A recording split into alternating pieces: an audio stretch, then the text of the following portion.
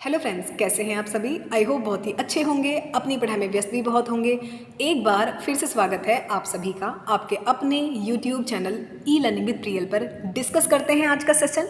आज हम लोग पढ़ने वाले हैं कार्बोहाइड्रेट्स, जो कि बायोमोलिक्यूल्स का लेक्चर 1 है। यानी कि हमारे टीजीटी के एग्जाम्स हो, पीजीटी के एग्जाम्स हो, एलटी, जीआईसी, सभी एग्जाम्स में हर बार बायोमोलिक्यूल से कई सारे क्वेश्चन पूछे जाते हैं, जैसे कि कार्बोहाइड्रेट्स हैं, लिपिड हैं, एंजाइम्स हैं, अमाइनो एसिड। हर बार कई सारे क्वेश्चन देखने को मिलते हैं। तो सेशन वाइज एक एक टॉपिक को डिस्कस करेंगे। तो आज हम लोग लेक्चर फर्स्ट करने वाले हैं, जिसमें कि हम लोग डिस्कस करेंगे कार्बोहाइड्रेट्स के बारे में। सबसे पहले बात करते हैं, बहुत बेसिक सी बातें करते हैं। सबसे पहले कार्बोहाइड्रेट जो होते हैं बेसिकली नेचर में सबसे ज़्यादा पाया जाने वाला ऑर्गेनिक सब्सटेंस है। ये बातें हमें याद रखनी है। नेक्स्ट अगर हम बात करें, जो प्रिंसिपल सोर्स होता है एनर्जी का, यानी कि हमारी बॉडी के लिए, फिर एनिमल बॉडी के लिए जो प्रिंसिपल सोर्स है, यानी कि जिससे ज़्यादातर ऊर्जा हमें मिलती है, वो कौन से ऑर्गेनिक सब्सटेंस है, दैट इज़ कार्बोहाइड्रेट। ये बेसिक बातें हमें पता होनी चाहिए। नेक्स्ट अगर बात करें, हमारे खाने में भी सबसे ज़्यादा जो कोई सब्सटेंस मिला होता है, दैट इज़ कॉल्ड कार्बोहाइड्रेट। तो हमारे खाने में भी जिसकी मात्रा सबसे ज़्यादा होती है वो कार्बोहाइड्रेट है। That mean the basic source of energy is called carbohydrates. ठीक है, अब ये तो होगी बेसिक बातें। नेक्स्ट अगर हम थोड़ा कॉम्प्लेक्स बातों की तरफ चलते हैं, जो कि हमारे अब पढ़ते हैं, जैसे कि हम बात करें इंपॉर्टेंट पॉइंट्स की, तो कार्बोहाइड्रेट जो होते हैं ये अप्रॉक्सीमेटली 75% ड्राई वेट बनाते हैं प्लांट वर्ल्ड का। समझ में आया? मतलब कि कार्बोहाइड्रेट जो होते हैं पूरे प्लांट वर्ल्ड का 75% ड्राई वेट खुद कैरी करते हैं, जो कि प्लांट्स पर कौन डिपेंडेंट है, जिस पर कि एनिमल जो होते हैं प्राइमरली डिपेंड करते हैं। तो ये बात समझ में आ गई। अब समझ में आ रहा है ना कार्बोहाइड्रेट की कितनी ज़्यादा इंपॉर्टेंट रोल है। नेक्स्ट अगर हम बात करें, कार्बोहाइड्रेट जो होते हैं क्या कंटेन करते हैं, कार्बन जो कि कंबाइंस होते हैं हाइड्रोजन के साथ एंड ऑक्सीजन के साथ। सेम रेशियो वही जो कि वाटर में होता है, जैसे कि आप यहाँ देख सकते हैं, कार्बन 1 हाइड्रोजन 2 देन ऑक्सीजन 1। आगे पढ़ेंगे इसके बाद डिटेल में। नेक्स्ट अगर बात करें कार्बोहाइड्रेट को, बेसिकली अब इंपॉर्टेंट चीज़ पता है क्या है कि कितने क्लासेस में डिवाइड किया गया है। तो इनको कार्बोहाइड्रेट्स को प्रॉपर 3 क्लासेस हैं जिसमें कि डिवाइड किया गया। वो क्लासेस कौन कौन सी है? सबसे पहले है मोनोसेकेराइड। मोनोसेकेराइड जिसका अनदर नेम है सिंपल शुगर, इनको सिंपल शुगर के नाम से भी जानते हैं। नेक्स्ट होता है ओलिगोसेकेराइड। ओलिगोसेकेराइड जो होते हैं ये अप्रॉक्सीमेटली कंटेन करते हैं 10 मोनोसेकेराइड।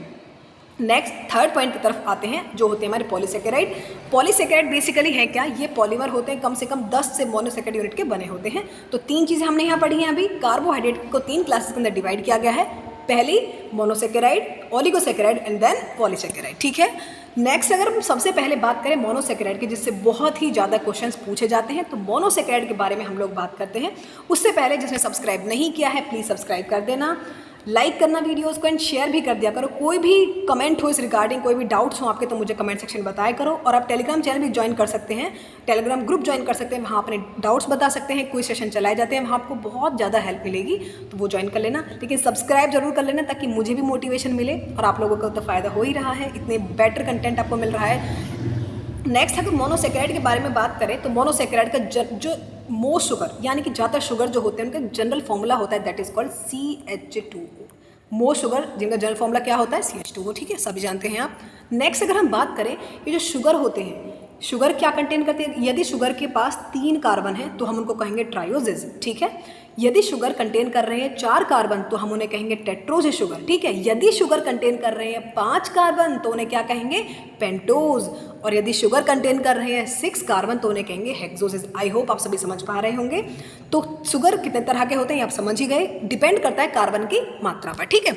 नेक्स्ट अगर हम बात करें, सबसे पहले पढ़ते हैं ट्रायोजेज। ट्रायो शुगर कौन कौन से हैं? तो आप ये देख लें कि ट्रायोज का फॉर्मूला होता है, ट्रायोज का फॉर्मूला क्या होता है? C3H6 और O3। ये क्या होते हैं? हमारे ट्रायोसिस शुगर है, जो कि कौन कौन से? ग्लिसरॉल्डिहाइड और डाईहाइड्रोक्सी एसीटोन। ये दोनों ही क्या होते हैं? ये दोनों ही होते हैं हमारे ट्रायोसिस। बहुत बार एग्जाम में सीधे क्वेश्चन पूछ ले जाते हैं कि इनमें से ट्रायोसिस कौन सा है, तो हमें याद रखना है, आगे से कन्फ्यूजन नहीं होना चाहिए। अब तक था, कोई दिक्कत नहीं है।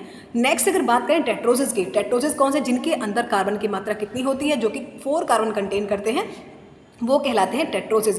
तो बहुत ही ज़्यादा जो कॉमन टेट्रोसिस है वो है आपका एरिथ्रोज। तो एरिथ्रोज क्या होता है? Erythrose is a टेट्रोसिस sugar. ठीक है। नेक्स्ट अगर हम बात करें पेंटोज की, तो पेंटोज का जनरल फॉर्मूला क्या होता है? C5H10 और O5। ये होते हैं हमारे पेंटोसिस। और पेंटोज कौन कौन से हैं? पेंटोज के अंदर कौन कौन शुगर कंटेन होते हैं? Basically ribose, arabinose, xylose, xylulose. ये सारे शुगर किसके अंदर कंटेन होते हैं? पेंटोज के अंदर, जिनके अंदर कार्बन की मात्रा कितनी होती है? 5। ठीक है। नेक्स्ट अगर हम बात करें हेक्सोजेस की, तो हेक्सोज कौन से? जिनका कार्बन की मात्रा 6 होती है। जनरल फॉर्मूला आप सभी जानते हैं, C6H12O6। और हेक्सोज के अंदर कौन कौन से शुगर आते हैं? ग्लूकोज भी हेक्सोज के अंदर आता है, गैलेक्टोज भी हेक्सोज के अंदर आता है, फ्रक्टोज भी एंड मैनोज भी। तो ये सभी शुगर हेक्सोज के अंदर कैरी होते हैं। नेक्स्ट अगर हम बात करें एरिथ्रोज की, तो एरिथ्रोज बेसिकली क्या था? एरिथ्रोज था एक टेट्रोज, जो कि जिसके अंदर कार्बन की मात्रा कितनी होती है? 4। इंपॉर्टेंट बात पता है क्या है? कई बार सीधे क्वेश्चन यही पूछा गया है कि जो टेट्रोज एरिथ्रोज है उसका रॉ मटेरियल किसके लिए यूज़ किया जाता है। तो जो एरिथ्रोज है ये रॉ मटेरियल बनाते हैं, और ये रॉ मटेरियल किसके लिए यूज़ होता है? जो एंथोसायनिन और जो लिग्निन है इनके सिंथेसिस के लिए उस रॉ मटेरियल को यूज़ किया जाता है। नेक्स्ट अगर हम बात करें पेंटोज शुगर की, पेंटोज शुगर कौन से थे? कई सारे हमने पढ़े, जिसमें कि राइबोज बहुत ही कॉमन है। तो पेंटोज शुगर जो कि राइबोज हैं ये हर तरह की एनिमल सेल में प्रेजेंट होते हैं, हमने याद रखना है।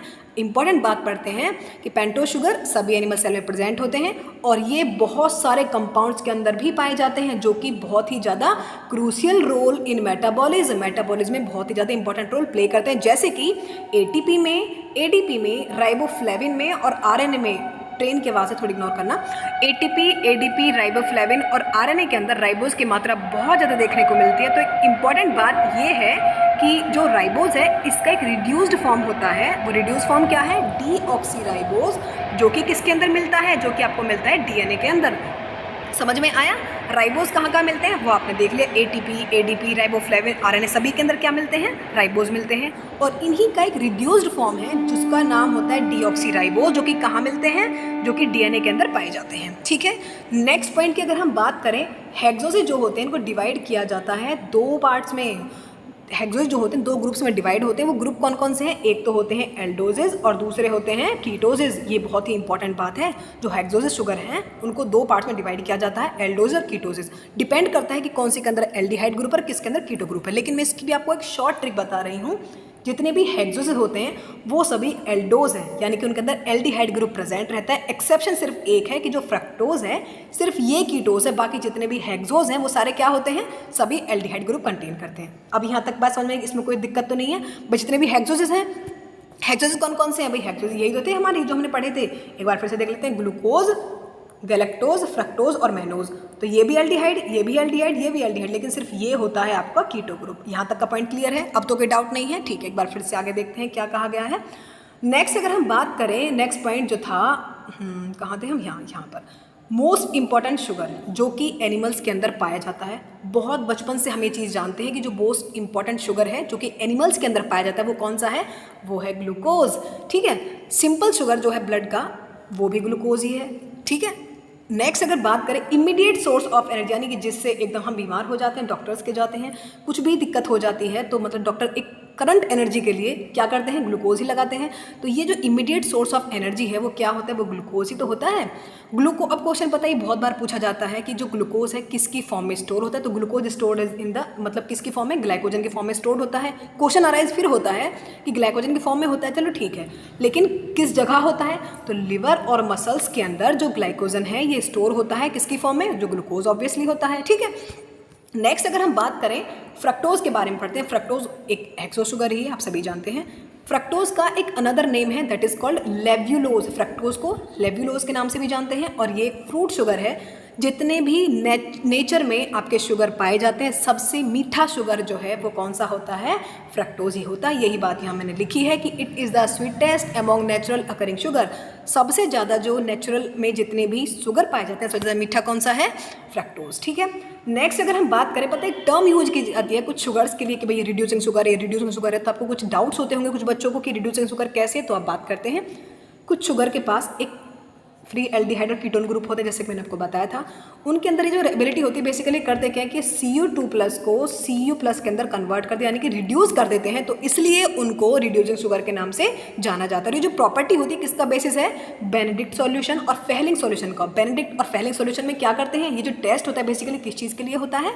तो बेनेडिक्ट टेस्ट और जो फेहलिंग टेस्ट है इसमें ग्लूकोज की प्रेजेंस जो होती है यूरिन में ये देखी जाती है। समझ में आया?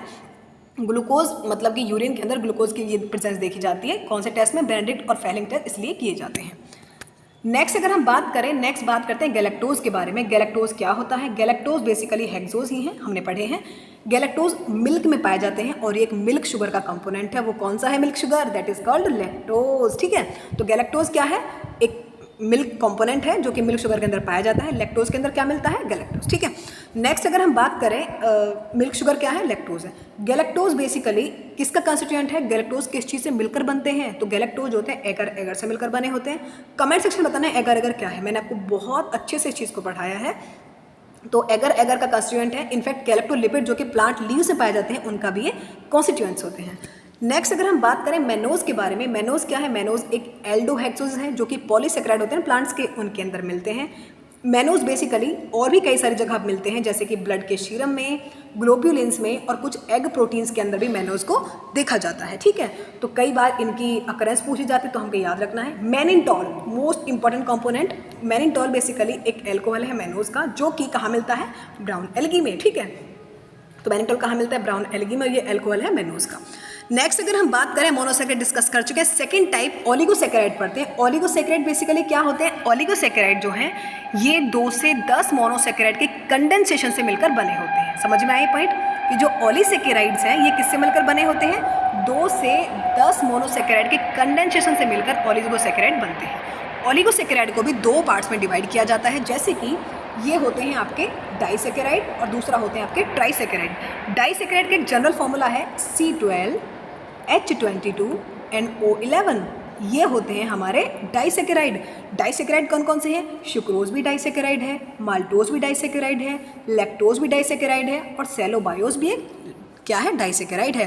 ट्राइसेकेराइड की बात करें, ट्राइसेकेराइड कौन कौन से होते हैं? ट्राइसेकेराइड का जनरल फॉर्मूला क्या क्या है? C18 H32 O16। ये जनरल फॉर्मूला होता है ट्राइसेकेराइड का। इसके अंदर सिर्फ एक ही शुगर आता है जिसका नाम होता है रेफिनोज। तो रेफिनोज क्या है? बेसिकली ट्राइसेकेराइड जो कि ओलिगोसेकेराइड का पार्ट है।